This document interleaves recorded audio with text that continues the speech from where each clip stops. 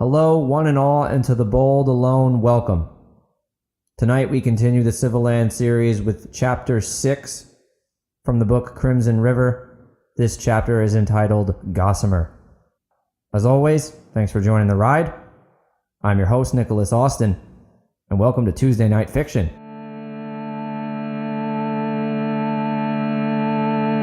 This sound will call with spirit true.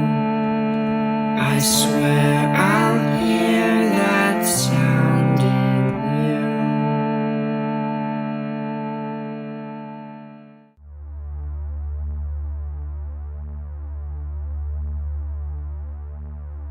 Jeannie, you're alive, Harrison choked. As soon as the air had returned to her lungs, Jeannie launched herself at her brother, embracing him as if she'd never let go again. I saw it burn, Harrison, she cried. I saw it burn to the ground and they were all inside. She knew that her words must be nearly incoherent behind her long sobs, but she looked up at him again, feeling as if she was seeing a ghost. You were inside, she whispered, now shivering as she ducked her head back into his chest. Mother told me she was going to go upstairs and get you and Donovan. I'll explain, sister, he said in a tone that suggested he himself was equally emotional. He put his hand on her chin to lift his face toward his and told her. But right now I'm just so glad you're all right. And I want you to know I'm here now. You're not alone anymore. His words filled her with warmth. You can't leave me again, Harrison, she demanded. You have to promise. Chuckling, he assured her. Just as intense as ever. I promise, Jeannie. I'm not going anywhere. After a few minutes where Jeannie just clung to Harrison, she recalled all the people in the room and disentangled herself. Harrison nodded to her and the others and motioned for them all to take a seat at the round table in the tomorrow room. Jeannie noticed a shade of light stubble across her older brother's face then, and that his short, typically combed over hair was a bit of a mess. It was usually very neat, but his dress shirt was untucked, his pants seemed a bit looser, and his clothes were dirty. It might have hurt Jeannie to see him so disheveled, but all that mattered to her at the moment was that he was alive. They saved me, Harrison started as he turned to the Kennedales. The sisters nearly jumped out of their seats at the mention. That morning was the first of the week, so it was a delivery morning, Jeannie. That's why I wasn't upstairs. Mother must have thought I had come back by that time because that day I had an early start. I never did make it home, though, thanks to Cassie and Deborah. He sent them a grateful smile, and Jeannie felt her appreciation of the sisters grow even more. I was making my last stop at the home of Charles Langston, he continued. That man was rambling more than I've ever heard him ramble before. He was going on and on about the Keagans and how father should just let them have what they wanted. They're not the kind to be given a difficult time, he kept telling me. It was odd. I'd heard quite a bit about them that morning from several people in Harran, but I never did see them. I suppose I figured it was just the townsfolk telling stories as they always did. Clearly, I was wrong. Soon after, while I was still in Charles' home, we saw the smoke rising. I ran out toward it as fast as I could, and nearly made it, too. The Kennedales intercepted me. Cassie turned with a scowl to Dominic. That's why that chicken shit Charles Langston has it out for us, she growled. When we saw Harrison running toward the smoke, we went straight after him, because we knew what happened as soon as we saw it. Charles was standing out on his porch like a puppy pretending to be a watchdog.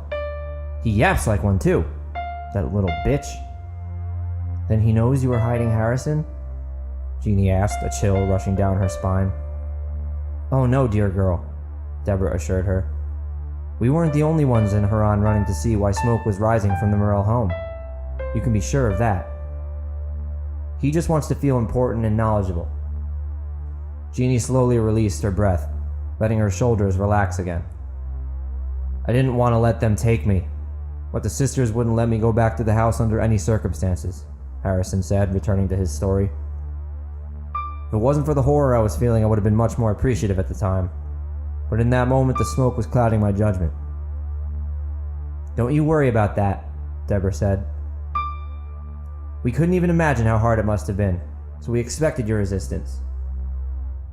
Dominic turned to the sisters and said, "Well, you're both heroes, and I'm sure I speak for everyone when I say we're all grateful. However, there's now the matter of our next move, and we must discuss it immediately. We need to decide quickly and be on our way. If we don't leave this town, it'll only be a matter of time before we're found, which isn't an option after what occurred last night." "What happened last night?" Deborah asked. Jeannie's eyes jumped to Dominic. "We ran into some trouble on the way, which, well, unfortunately it ended in my killing a Keagan man," he explained as he looked down and cracked his knuckles. "You did what you needed to do for Hansa and me," Jeannie said, before Dominic could think much of the group's silence. Since he delivered on his promise of a safe stop, she felt grateful to him, and an urge to defend him. "It couldn't have been an easy choice, but the Keagan man was threatening us, so Dominic had no other option." "Thank you, Jeannie," Dominic replied. "He's buried out in the woods about 50 paces in if you enter directly between my house and Charles. He's underneath a stake that I left. It's only a matter of time before they start to worry, so we must move quickly." "I do not mean to be selfish, but I must go north to the mountain lands, whether you all come with me or not. I must warn my people," Hansa suddenly blurted, having been silent since Harrison emerged from the wall. Jeannie wanted to go with him. She meant the pact they had made, but she wasn't on her own anymore either. She glanced at Harrison, who was looking at Hansa curiously. "I'm sorry," Harrison said. "I don't think I've asked, and not to be rude, but we haven't met yet. Who are you?" "This is Hansa," Dominic answered before Hansa could. "He's a Vahani and the son of the chieftain of the Riverlands who, most unfortunately, was also murdered on the morning the Keagans descended upon your family's home. I came across Hansa by the River White, and he was instrumental in rescuing your sister from the Vahani traders who had captured her." "Oh my goodness, I remember you, from our father's dealings together. You're the son of Chieftain Arcuda," Harrison declared. "Yes, I am," Hansa replied somberly. Harrison stood and walked up to him before reaching out his hand. "I'm very sorry for your loss, Hansa," he offered as they shook. "Our fathers were great allies and had nothing but respect for one another. Hopefully we can restore the alliance our families shared once I reclaim the Morel name in these parts. Until then, though, I can't thank you enough for saving my sister." He turned to Dominic as well and added, "I can't thank either of you enough, but I'm forever in your debt. I will repay you, Hansa. I'll help you reach your people in the mountain lands. It will be a great way for me to establish a relationship with the rest of your leaders as well. But then again, before we make this dangerous trek, I must ask, how can you be sure we'll be safe if we do successfully arrive, given what's happened to your father?" Hansa took a deep breath and answered, "My uncle Oren is a chieftain in the mountain lands. The councilmen who betrayed my father have surely sent lies north. However, if my uncle and his people were to see me alive and hear my words directly, then they will know the truth. The people of the Riverlands are traveling south now with the intent of uniting with the Tokali. Despite what they have done, I hope they do merge with them as soon as possible. My sister Latera is with them, and I need to reach my people in the north so I can work with them to ensure she is brought home safely from the hold. As you mentioned, there is also personal incentive for you to come with me," he continued, splitting glances between Harrison, Dominic, and Jeannie. "The unification was requested with the purpose of going on the offensive against the Keagans. My people wanted to join the Tokali so that we could have a large presence with which to attack them from two fronts. Somewhat of a strangling type strategy on their central location in Fayette. You can help us see that through, and I promise you that my people will know that you did when it's over. The Morels will be restored in the north, and Dominic, Deborah, and Cassie, you will also be most graciously thanked however you would see fit." Hansa paused a moment to let that sink in. "I do hope you come," he continued, It will be a perilous journey for me to take on my own, even though I know the way, and I would appreciate the company. But I understand whatever you decide." The others looked around the room at one another. "Strangling the Keagans sounds nice," Dominic joked. "Agreed," Jeannie chirped in reply, new hope blooming inside her. "All in favor?" she asked. Gentle cheers rang out from all but the Kennedales. Jeannie turned to them, her mood dampening a notch. "Are you not coming with us?" "I'm afraid we won't be of any assistance on the journey north, love," Cassie said. "Our place is here, where we can keep tabs on Harran for when you return. This way, when you do, we'll know all about those you can trust and those you can't." "But what if they give you trouble?" Dominic asked. "The bastards already have." The same question was on Jeannie's mind. If the Keagans could take the lives of her family, would they have any qualms about hurting more people? "We greatly appreciate what you did for us, Dominic," Deborah replied. "We'll be okay here for now. My sister and I are a pair of wolves. As long as we're together, we're strong. And we'll make sure you always have a place in Harran if you need it. Just make sure when you come back, it's to drive those demons out." "Yes, please," Cassie cheered. "We'd like our home back." "Very well then. Best of luck to you both and we'll see you soon," Dominic said. Jeannie could not have been more appreciative of the Kennedales. After she gave each of the sisters a hug, she told them so. "Thank you for all you've both done. And thank you for returning my brother to me." The sisters smiled first to her and then at Harrison. "Of course, my dear child," Deborah replied. Jeannie turned to Hansa then. "We're with you, Hansa." Hansa nodded in agreement. "Yes, indeed," Dominic added. "My friends, we're off to the mountain lands." With that, they prepared their things and approached the door to depart. "They'll surely be patrolling to keep track of what comes in and out of Harran," Harrison said. "How will we slip past them?" "Don't you worry about that," Dominic whispered coyly, though Jeannie nearly sighed, as she was eager to know the answer to that question as well. Dominic seemed awfully secretive about his plans, and she was starting to wonder if the others would keep being left in the dark. "I'll take care of everything," he said. "Just stay close to me and take these." He reached into a sack and pulled out 3 pistols with holsters to match. His own set was already around his waist. "I assume you all know how to use these?" he asked as they nodded and strapped them on. "Good. Just in case," he said with a wink. "Now we'll go to my house first to retrieve Nala and her trailer to hide you in. Once we do, you'll simply need to stay covered until we're far enough out of town." His air of confidence still didn't keep Jeannie from being worried. However, before she knew it, he opened the door and they were off. The group snuck over to his home without drawing any attention. They then came upon his barn. Nala muttered as he saddled her up, putting Jeannie on edge with every sound that the steed emitted. Soon enough, Nala was tied up and her trailer attached. Dominic guided them in underneath a sheet with the rest of their belongings. Now they would just have to lie and wait. The tension built as Jeannie wondered about who might be on the other side of the sheet the next time it was lifted. She shifted around to try to get comfortable, tucked her short hair behind her ear, and then they were moving. The trailer treaded along slowly as it rolled away from Dominic's home and through the main road. The town felt empty, and evidence of the sun's existence had only just begun to appear through the sheet. After some time of hearing nothing but the rolling of the cart and trotting of the horse, Jeannie started to feel better about the plan. She thought that they must be close to exiting Harran by now. Then she heard a voice. She felt some relief to know it was Dominic's as she peeked through the tiniest opening in the sheet. "Evening, sir," he called out. His greeting was met by the response of a sleepy man standing guard, who attempted to wake himself while the horse approached. "Where might you be headed at this hour?" the man yawned. Jeannie spotted the lion's paw pin on the man's chest as Dominic replied. "I'm heading west. The nature of my craft will take me out there for a performance that I must make by midday, so that's why I'm headed out so early." The story would check out as they purposely traveled out of Harran in the western side of town to hide their northern travel intentions.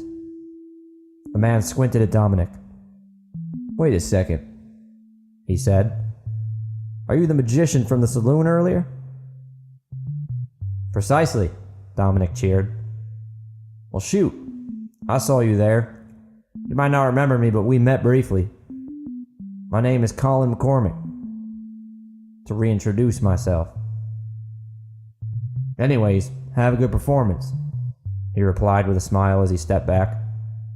Jeannie was baffled at the ease of the exchange outside the cart. No, I do vaguely remember you, Colin. But nice to meet you again.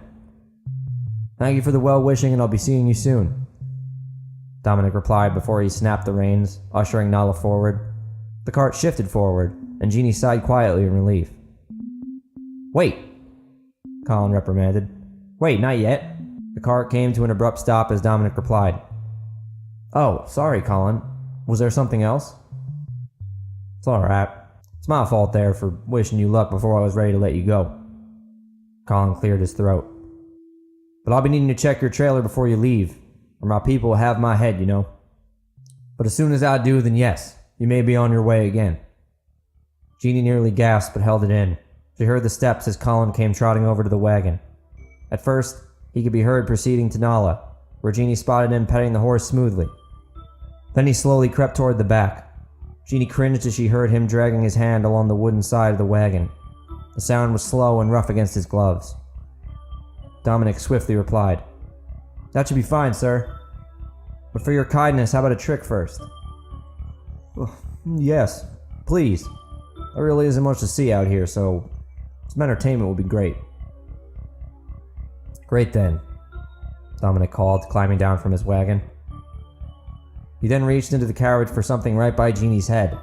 She ducked down but followed him with her eyes. His hand emerged with a flask and something else that he kept hidden. Jeannie didn't move but watched out the small slit in the sheet's material. Approaching Colin, Dominic asked, Have you ever heard of dragons and their ability to breathe fire? Yes, of course, the man chirped. Good, Dominic said warmly, now within arm's length of the man. You see, dragons are mostly believed to be a myth. However, there is evidence in some people on this earth that dragons live on. The guard responded with sarcastic disbelief. Then Dominic paused and froze before cracking his knuckles again. So how about it? The man impatiently asked, breaking Dominic's trance. Dominic jumped a little. Right, he replied. First, let me take a drink. It is a heavy task to summon the dragon within me, and I like to be as relaxed as I can be. He took a swig, then reached his hand to his mouth and blew a stream of fire just over Colin's head. The guard ducked quickly, and then looked up in awe at the flame flowing over him. Oh my goodness, he yelled.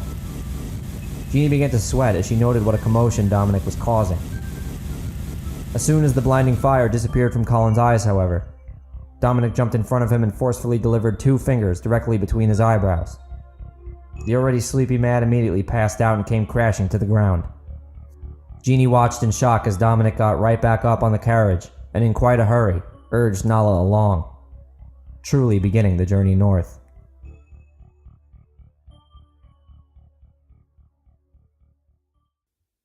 So Jeannie, Harrison, Hansa, and Dominic are on the move north now out of Harran. Behind them they leave friends, family, and their home. What will they find on the road ahead? Let's continue on and find out.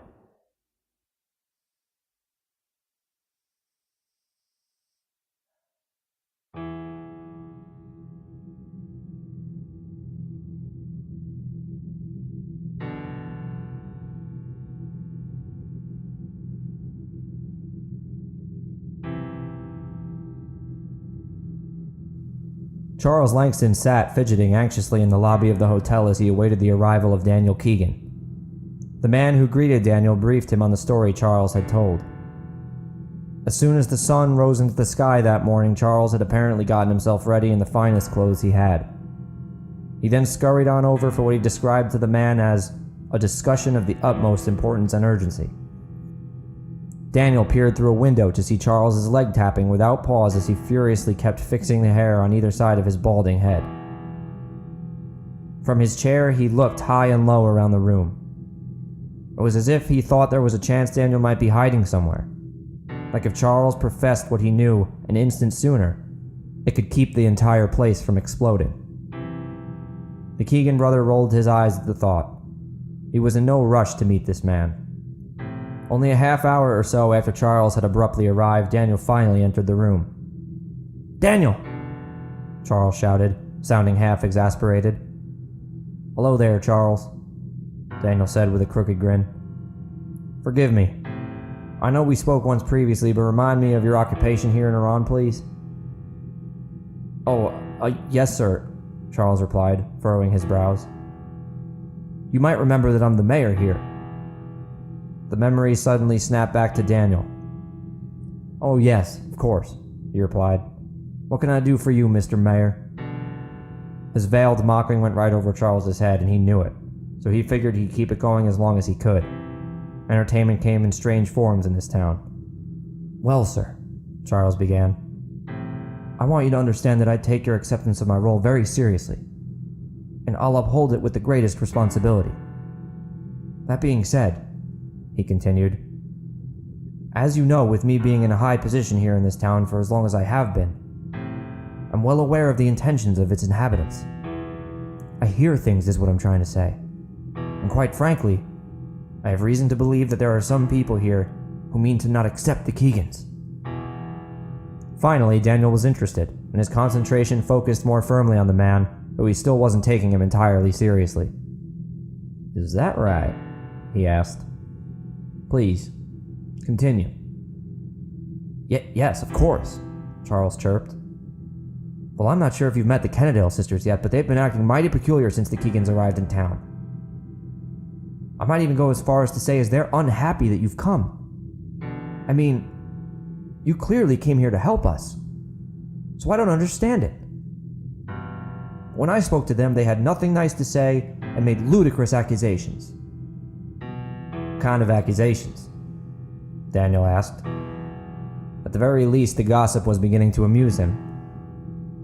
"Well, sir, for one thing, they suggested that the Morel home was burned down intentionally," he exclaimed, which made Daniel genuinely curious. "They're clearly delusional, aren't they?" A response didn't come immediately as Daniel considered what this oafish man had just said to him. He knew his brother Clovis, and he began to think of how possible it might be that the youngest Keagan burned the Morel home to the ground without provocation. Then he realized who he was talking to, and decided not to jump to conclusions about his own blood. Of course, it's a ridiculous suggestion. We had no desire to kill the Morels. "Why do you think they'd make such a claim?" he asked. "Of that I'm not entirely sure, Mr. Daniel," he said, sulking. "But I believe they're hiding something." "Hiding what?" Daniel said swiftly, looking away. Charles looked down at the floor. "I'm not sure, sir. Again, I just don't trust them, and I believe their attitude will bring about the destruction of this town." Daniel heard what he needed to hear. "I understand, and I thank you, Charles Langston," he said with exaggerated seriousness. "I haven't quite had the opportunity to speak to everyone in Harran yet, but I'll certainly talk to the Kennedales today and see if what you say about them is true." "It is true," Charles blurted. This man irritated Daniel more than his typically patient self was accustomed to. "Okay, Charles. I believe you. Thanks again for this information, Mr. Mayor," Daniel replied, trying desperately to transition to the farewell. Never before did he have so much trouble feigning respect for a person, yet the man was still in awe of him. "You're most welcome, sir," Charles squeaked. "Anytime I could be of service to the Keagans, please, just let me know." The two stood up and Daniel half-heartedly shook his hand. "We should be able to handle things here. Thanks again. If we need you, we'll come to you." With that, they parted ways. Daniel had a lot to think about as he retired to his room, which was surprising considering the source of his information. As much as he didn't want to accept it, he realized that this would not be the last time he heard from Charles Langston. So Daniel Keagan is now in Harran and he has met Charles Langston, the oath and self-proclaimed mayor. And just when you thought we were leaving Harran with Jeannie and her comrades headed north, the games here are just getting started. Let's go on to part 3 of 3. The rest of Daniel's day remained as busy as his days always were.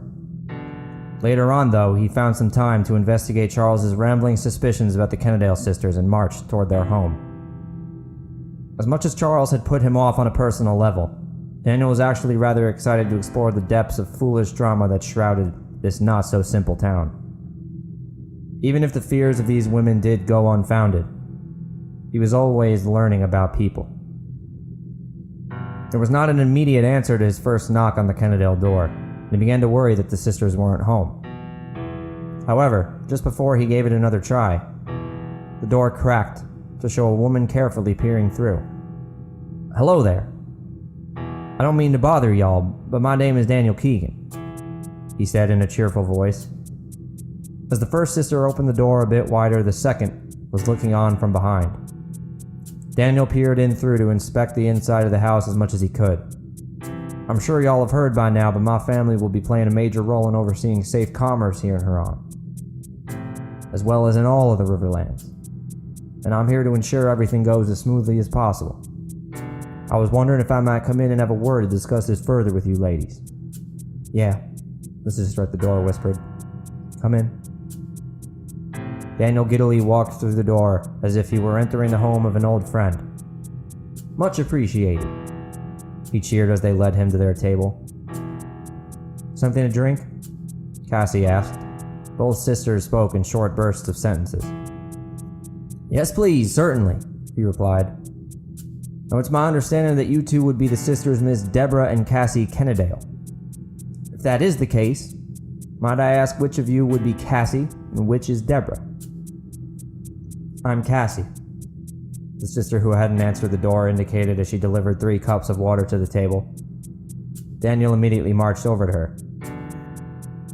"Very nice to meet you, Cassie," he greeted, grabbing her hand tightly with both of his and giving her a kiss on the cheek. He then turned to Deborah. "And that must make you Deborah," he said, turning to her with his arms reached out toward her and repeating his gesture. Daniel's jolly demeanor was entirely intentional despite the sisters' lack thereof. He could tell quickly that whether Charles was right or wrong, these Kennedales were guarded. When Deborah tried to step out of his embrace, he let her do so, but kept a tight hold of her wrist. Looking closely at it, he noticed it was bandaged. "What happened here?" he asked with an exaggerated gasp. Daniel deduced from their modest looks and harsh personalities that affectionate attention likely wasn't something these two were used to. Though he was not yet sure how he'd do it, he would need to earn their trust one way or the other to get them to talk. It's nothing," Deborah declared. Daniel could feel her attempting to inconspicuously pull her arm from his grip. As Cassie stared wide-eyed at Deborah's bandage, Daniel dared not relinquish it. "May I?" he asked politely, pointing to the wrap. Once Deborah shakily nodded, Daniel began to unwrap the bandage. He intentionally untangled it slowly in a sloth-like motion. The room was silent until he finished, and when he finally spotted the bruising on her wrist, he looked slowly up at her, shaking his head. "My dear, this is nothing. Please, tell me you will let me arrange for my people to look at this at some point. I insist." "I guess that would be all right," Deborah sighed. She looked from him back down to her hand with sad eyes like those of a puppy. "Great then." Daniel smiled wide for a moment or two before he proceeded to rewrap Deborah's arm. When he finished, he gave it 2 soft pats before he finally let it fall slowly back to her side. "Might I sit, ladies?" "Yes, of course," Cassie said, the bright red hue coloring her face slowly fading now that he'd released Deborah's arm. He turned right back to Cassie as he hummed. "Oh, and thank you very much for this, my dear. I'm quite parched indeed." Cassie nodded, sat down with the others at the table, and then there was a brief silence while Daniel scanned the sisters. He truthfully found their messy, freckled appearance to be kind of interesting. "So," he shouted suddenly, "back to the purpose of my being here. It's been my intention since arriving to get to know each member of this town and to truly understand how it is we can make each of y'all's lives here better. So first of all, Please accept my apologies for all the ruckus that's come with us thus far. We didn't expect our men to run into the resistance they did at the Morel home, and the use of force was the last thing we wanted, especially of a lethal nature. Cassie and Deborah exchanged a quick look before finally replying. I'm sorry, Deborah replied, leaning forward. But what do you mean by resistance? Well, the Morels shot at our men first at the house, and unfortunately, they were forced to take action in self-defense. He answered. It's a shame. From what I heard, they were good people. Cassie looked down and uttered solemnly. They were very good people, yes. Well, their loss will not be forgotten, Daniel blurted, nearly interrupting her. Now where was I? Oh yes, bringing order and safe commerce to the Riverlands. So far I've begun working on this mission of mine by going home to determine the needs and abilities of each person. That's what brings me here to you this morning. But it's not the only reason I'm here. I had a conversation today with a man who I might describe as a curious character. Actually, curious wouldn't do him justice. I think I'd rather use the word simple. Very simple. You're talking about Charles Langston, aren't you? Deborah asked sharply. That man is delusional. He thinks he's the mayor of Harran, you know. Daniel burst into a loud, exaggerated laughter. Yes, that's the man, he replied with a cackle. Then in an instant he went stern. At this point he was just having fun with this game he was playing. These conversations were some of his favorite moments in life. However, despite his foolishness, he had some interesting things to say about y'all. Supposedly he believes that y'all have something you might be trying to hide. Might this claim have any validity? He asked as the sisters sat frozen. Of course not, Deborah declared. Charles Langston is an idiot. It's a wonder that man has even survived as long as he has here in the Marietta. As a matter of fact, if there's anyone in this town I would be skeptical of, it would be him for exactly that reason. He actually claims to have political ties to the East that justify his position here. Now, am I saying that's the least bit believable based on his word? Obviously not. But I truly can't think of any other way he could even be alive. Well, that would certainly be an unexpected scenario now, wouldn't it? Daniel chimed. And perhaps that's exactly what his game is, Cassie added. Perhaps indeed, Daniel nodded, impressed by the dynamic of how Cassie and Deborah seemed to build off of each other. Well, I appreciate hearing y'all's perspective on things. I can see I'll have to do some more digging in order to get a better understanding of the stories that are being told. I do promise, though, that my investigation will be fair above all else. Despite what you may or may not think of my family, I'm a very understanding man. If you're truthful and open with me, then I will not only show you mercy, but I'll also show you kindness. Now, with that being said, I must tell you that if you're not, then I'll show you no mercy and no kindness. I'm not a violent man myself, but if you lie to me, I'll introduce you directly to my brother Clovis. Did you have a chance to meet him when he first led our men into Harran? No, we did not, Deborah whispered coldly. Well, your friends the Morels did, Daniel quipped. As a matter of fact, they also crossed him, as I mentioned to you, and we both know what happened to them. You see, we knew Clovis had issues from a young age. By the time we reached our young adult years, our father didn't pay much mind to any of us. But Clovis was treated like a sick dog even as a child. He was a boy who conducted experiments on animals and said things that anyone who didn't know him simply would not understand. My parents didn't know how to deal with this at all. So my brother William and I, we always tried our best to help him. We struggled with it for a long time, but then we found a home for him when we began our journey into the Marietta. Clovis thrives in the chaos of this place. Daniel doubted they needed to hear more, but continued anyway. When we first arrived, there was a matter of finding ourselves a location to serve as a base. William and I decided that strategically the perfect place was Fayette. The only problem was, there was a gang already holding that town, as there were many scattered gangs around the Murrieta. Finding men to back us was not a problem for me, but military strategy wasn't my specialty. Enter Clovis. He immediately rose to the task and guided a massively successful raid. Taking Fayette didn't satisfy him though. Clovis rounded up surviving members of the gang and slaughtered them. There were some that were burned alive, that had their flesh ripped from their bones, and that were mutilated one limb at a time. It was one of the most ghastly things I'd ever seen.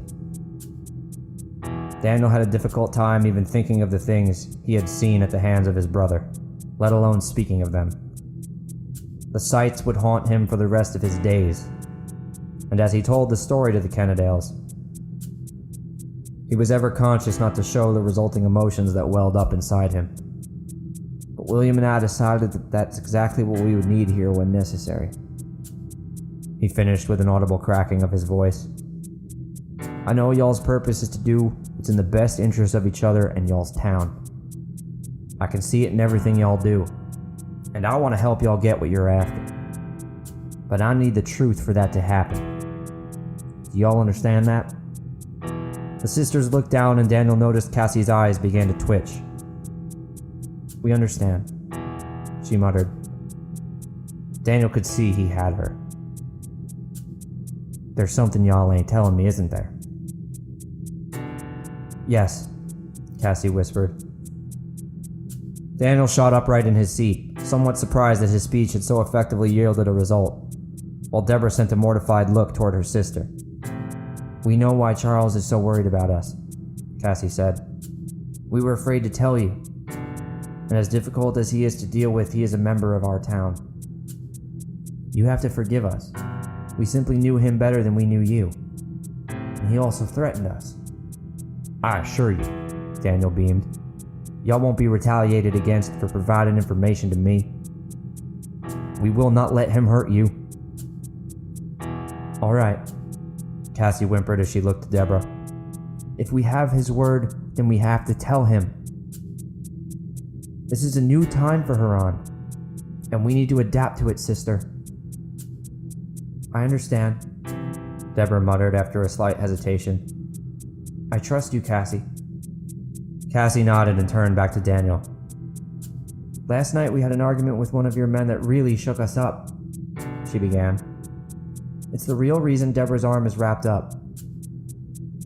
Anyway, after we got her arm taken care of, we decided to walk through town to cool off.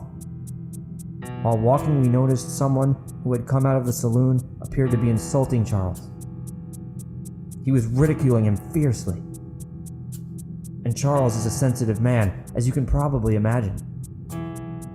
Oh, believe me, I noticed that rather quickly, Dominic chuckled. I thought you might. Cassie complimented him, as Deborah now sat tall in her chair. You seem to have a great ability to see people for who they are at their core. An ear-to-ear smile then crossed Deborah's face, which made Daniel feel better about where they stood. Perhaps their fear had fostered a type of trust in him. As I was saying, Cassie continued, the man was insulting Charles harshly about how he wasn't actually the mayor of anything and had no authority and such. The man was very drunk and inevitably the tension led to an altercation. Cassie paused, looking Daniel dead in the eye. Now Charles might be dumb, but he is not weak. And when he's angry, he's a force to be reckoned with. Charles rapidly overpowered your man, and in a fit of rage drove the man's own hunting knife into his face. Unfortunately for us, we saw the whole thing. Once the deed was done, he was covered in blood and made us swear not to tell anyone. He threatened us multiple times, so we gave him our word and scurried off. We did keep an eye on him, though, from a distance and saw him drag the body off into the woods. Cassie stopped, and Deborah reached over and gave her sister's hand a squeeze. I'd like to first say that I believe y'all are being sincere with me, and I can tell you are shaken by what you had seen. Daniel exhaled, overwhelmed by the story. However, I cannot yet take action to detain him unless I have some form of proof. Might you be able to lead us to an approximate location of the body? We should be able to do that, yes, Deborah confirmed. As Cassie said, we have a pretty good idea of its location. Suddenly, another knock came to the Kennedale door. Deborah rose and answered it again.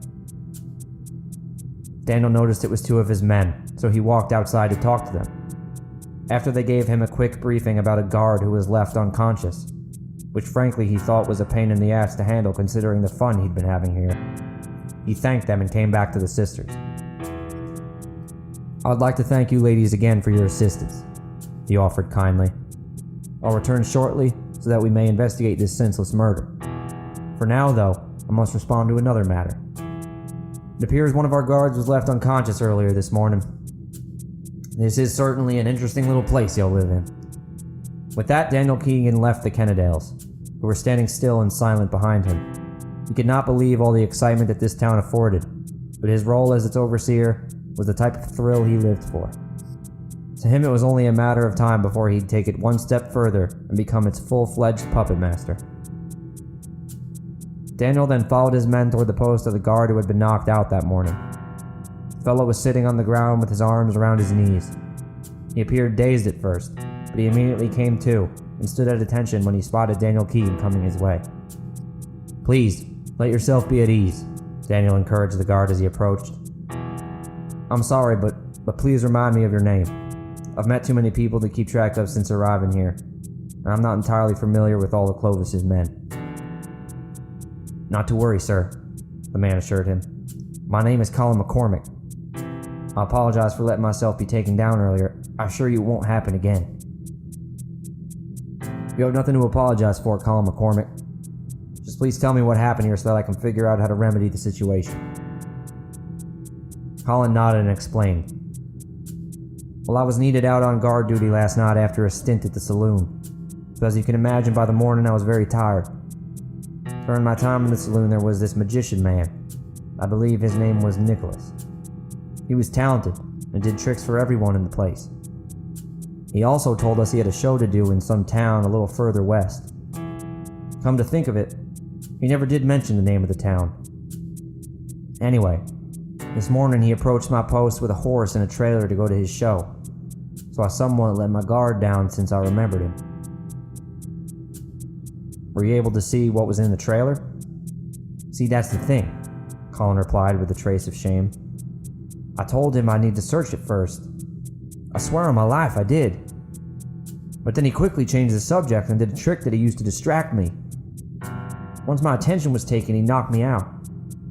The trailer was covered too, so I never did get any kind of look inside it. I understand. Don't let it trouble you. I believe that you did all you could under the circumstances. This Nicholas fellow was clearly hiding something, and we need to find out what it is. Thank you for your assistance, Colin.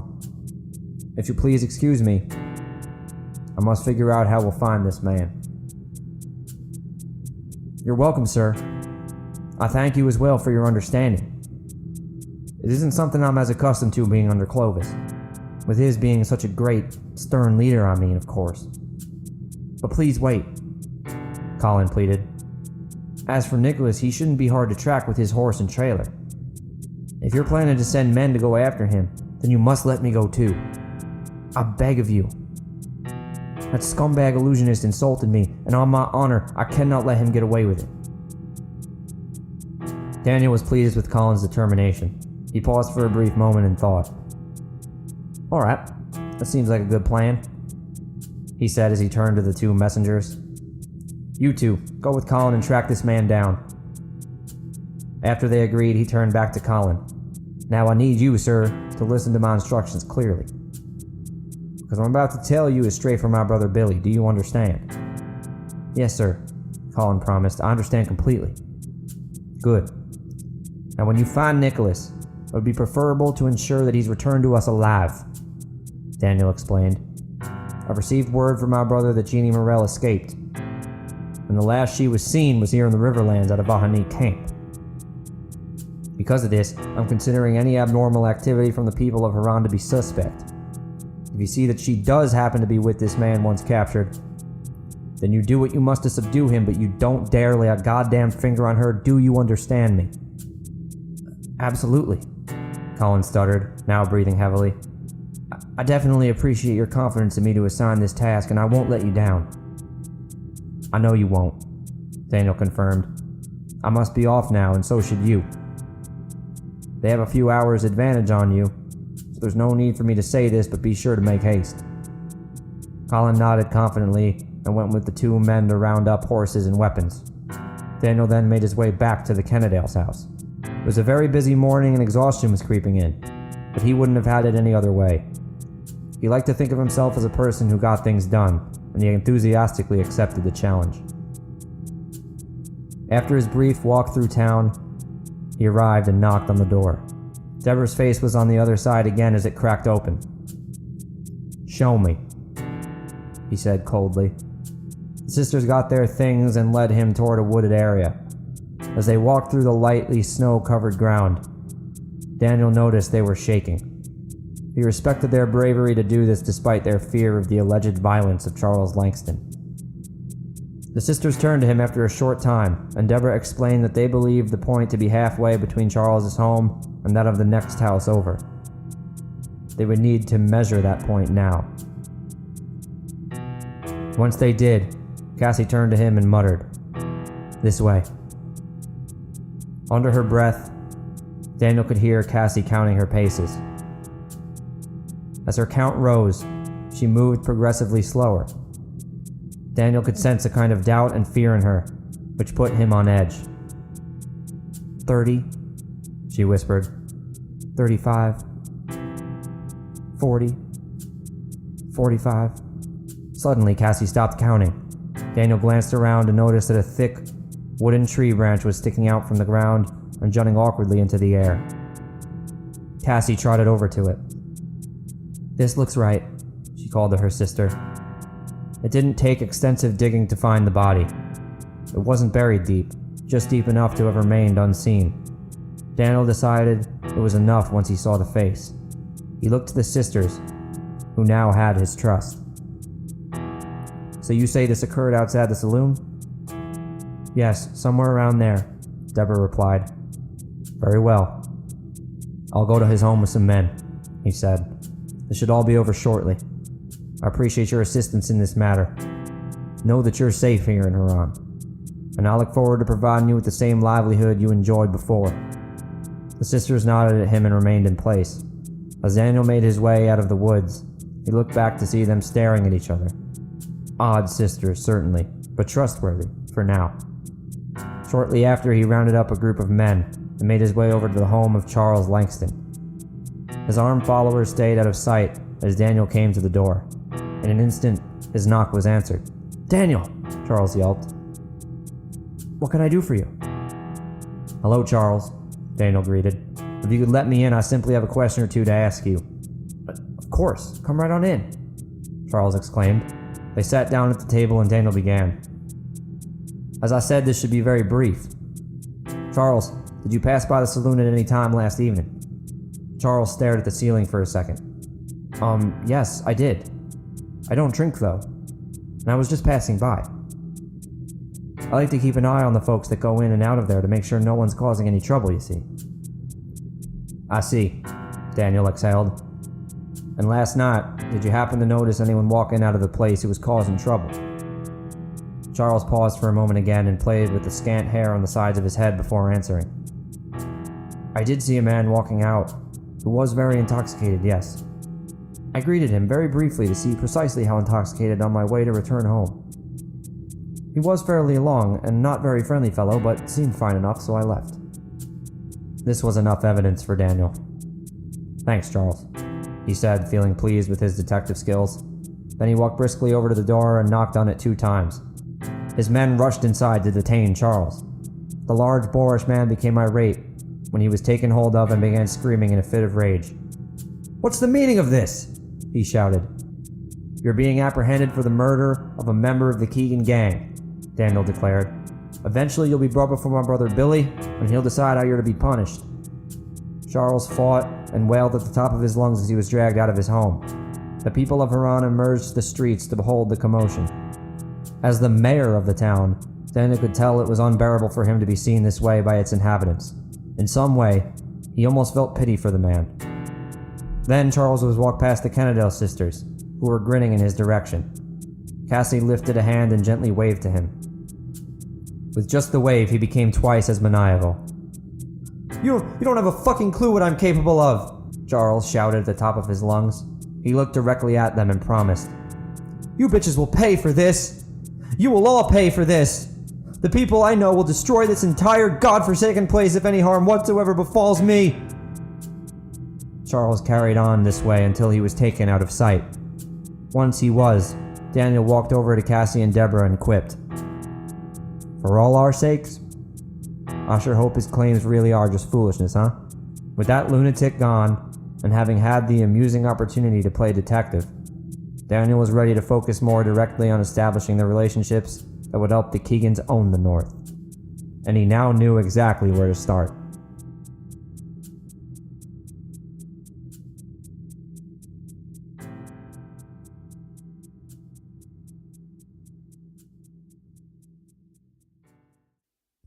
Well, that'll do it for episode 11, Gossamer, and as the title would suggest, webs are being woven in Harran. Thanks as always for listening in. If you're new here, this episode is a series, so starting with episode 1 would be the way to go. Otherwise, to all the rest of the dedicated members of the Civil Gang, I really appreciate you hanging around and making it with us this far.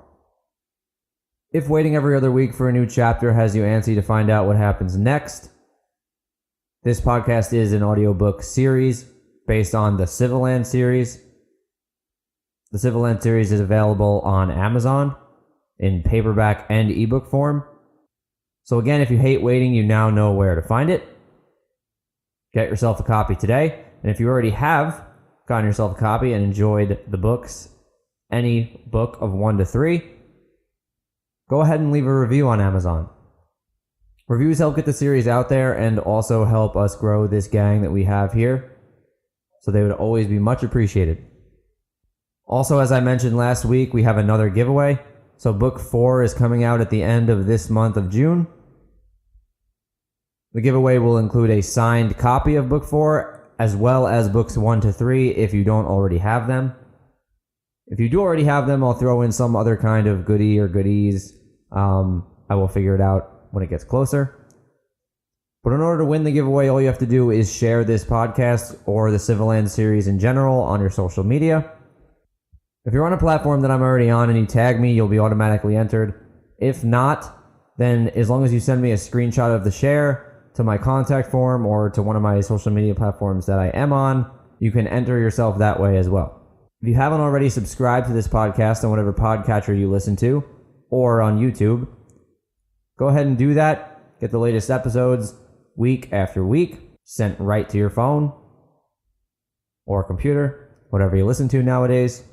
And finally, if you have any thoughts, you could always reach out to me on social media or my contact form with any feedback about the podcast, the series, or if you want to just discuss anything in general. I know I talk about a lot of things on the discussion episodes, so feel free to reach out, and I'll definitely get back to you. Thanks again from the bottom of my heart for listening in. I'm Nicholas Austin, and this has been Tuesday Night Fiction. Talk to you again next week.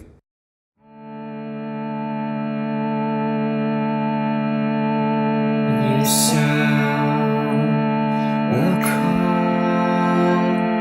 with spirit true. I swear I'll hear that sound in you. The Tuesday Night Fiction podcast, the Civilands series, and the musical score for